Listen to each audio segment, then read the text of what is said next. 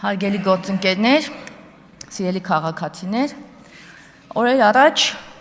այստեղից, այս ամբիոնից Նարեկ Կարապետյանը ելույթ ունեցավ եւ խոսեց Գրիգոր Զոհրաբի մասին։ Մի տեսակ դա անտեսվեց, չգիտես ինչու, բայց ես չեմ կարող չանդրադառնալ ձեր խոսքերին, պարոն Կարապետյան, որովհետեւ վիրավորական է ցանկացած հայ մարդու համար լսել, որ Ազգային ժողովի падգամավորը կարող է գալ այստեղից, ասում է նկար սենց պահել, ասել է ցիլոյով մարդը գիտեք ով է։ Դուք հասկանում եք դա ինչ է նշանակում։ Դուք հասկանում եք դա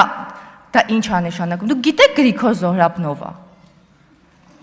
Որտեղ զարմացած նայում եք, ասենց ես չեմ ասել։ Վստահաբար այդ տեքստը ձեզ համար գրել տվել էին, որովհետև ոչ մի հայ մարդ, երեխա ցանկացած տարիքի մարդ մեծահասակ չի կարող Գրիգոր Զոհրաբի մասին նույնիսկ մտածելով ասել այդ ցիլոյով մարդը, դա ամոթ է, դա խայտարակություն է, Գրիգոր Զոհրաբը հասարակական քաղաքական գործիչ է եղել, փաստաբան, ով մեծ գործունեություն է ծավալել Թուրքիայում, դարձել է Թուրքիայի խորհրդարանի անդամ, որպեսզի կարողանա պաշտպանել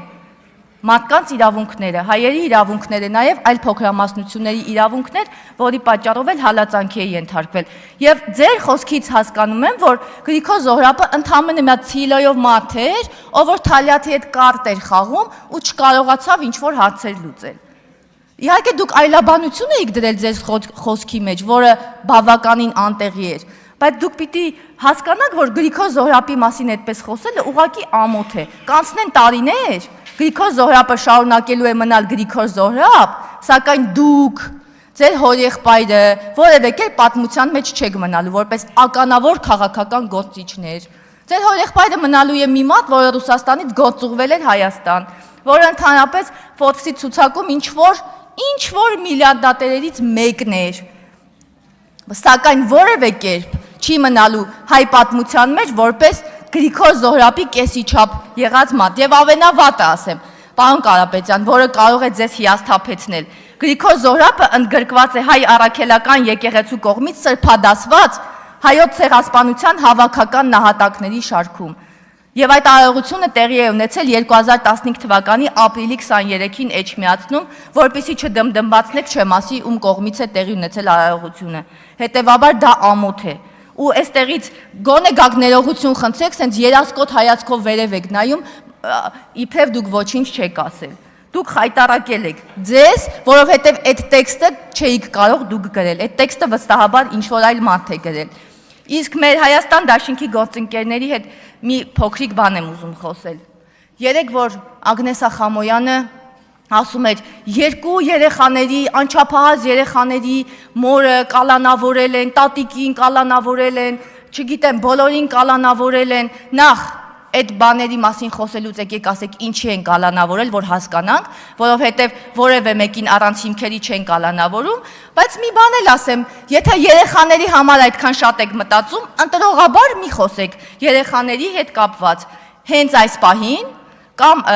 հենց այս պահին նկատի ունեմ 3 այսօր, այս քանի օրը ինչ է տեղի ունենում։ Թալինի եկեղեցու հոգևոր հորը Տեր Թադեին տնից հանում են 4 երեխաների հորը,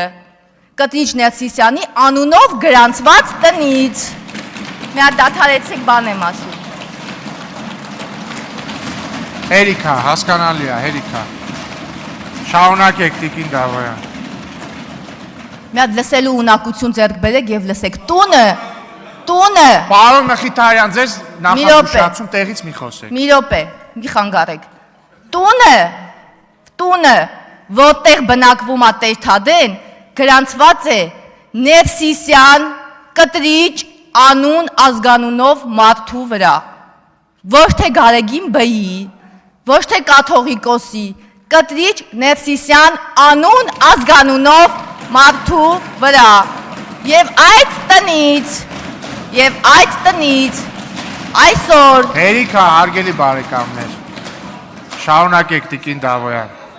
Իսկ դու ես մեկը բայց չարժեր դմդմփացնել ձեր տրամաբանության շրջանում։ Այսինքն ձեր տրամաբանությամբ նորմալ է, որ մարդուն տնից հանում են, բայց որ տունը գրանցված է իմ նշած անուն ազգանունով մարդու վրա, այդտեղ արդեն այդ անուն ազգանունի հետ խնդրեմ ունեք, բայց եկեք խոսեք, ասեք մեր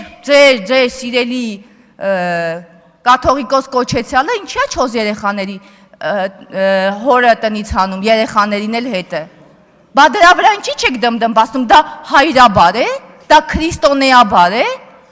Ասեմ ավելին, որ էլի տուն կա, որտեղ ապրում է Տեր Արամը, էդ էլ է գրանցված Ներսիսյան կտրիչ անուն ազգանունով մարդու վրա։ Բա խոսեք այդ մասին, բա այդ ո՞նց է լինում, որ միտեղ անձնագրով էսպես է, բա այդ ո՞նց է լինում, որ այդ տները տենց է լինում։ Բա խոսեք։ Չեք խոսելու, որովհետև խոսելու բան չունեք, որովհետև գիտեք ծիծաղելին որն է, որ այստեղից ասում ենք հայ առաքելական Սուրբ եկեղեցու ղեկավարը կաթողիկոսը ունի զավակ, քար լռություն, ոչ մեկի դա չի հուզում, ունի խախտել է կուսակրոնության ուխտը, նորմալ է, չենք դմդմբացնում, իր ողջ բարեկամներին օծել դարձել է եպիսկոպոսներ եւ այլն, որը կանոնակարգերով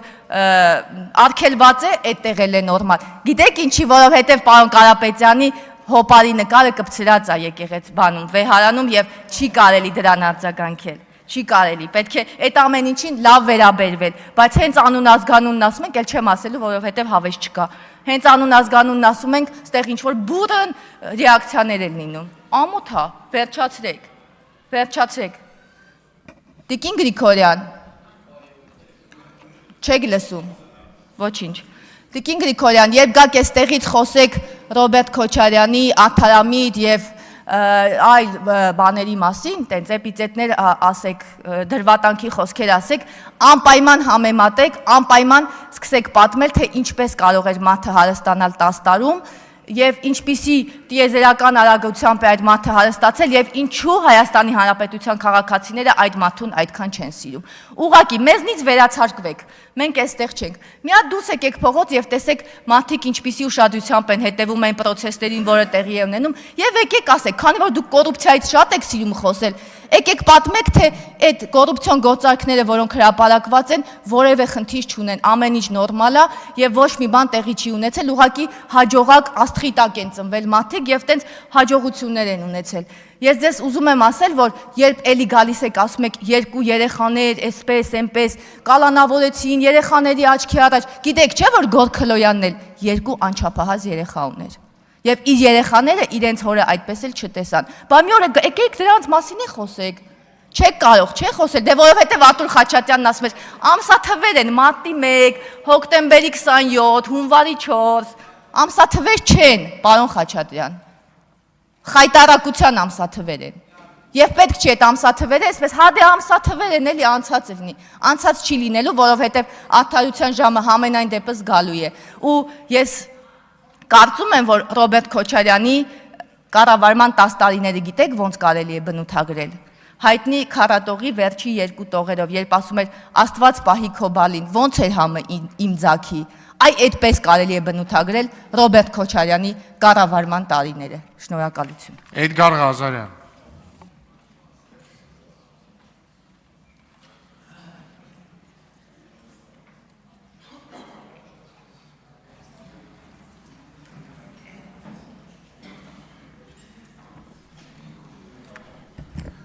Հələ փորձեմ